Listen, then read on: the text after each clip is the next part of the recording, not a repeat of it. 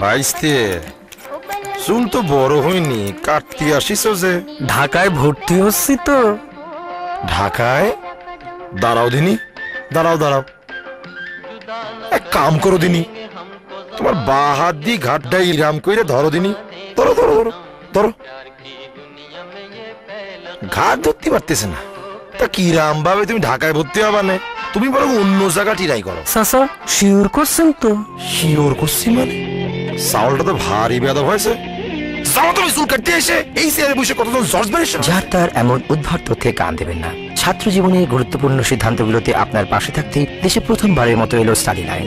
দেশ বিদেশের school, college, বিশ্ববিদ্যালয়ে ভর্তির যাবতীয় তথ্য সারাদিন যে কোনো সময় পেতে ডায়াল করুন 2255 নম্বরে। ধন্যবাদ। কয় ইউনিটে ভর্তি হতে কি কি লাগে? আপনার সার্টিফিকেটের ফটোকপি। এবার শুধুই জীবন গড়া।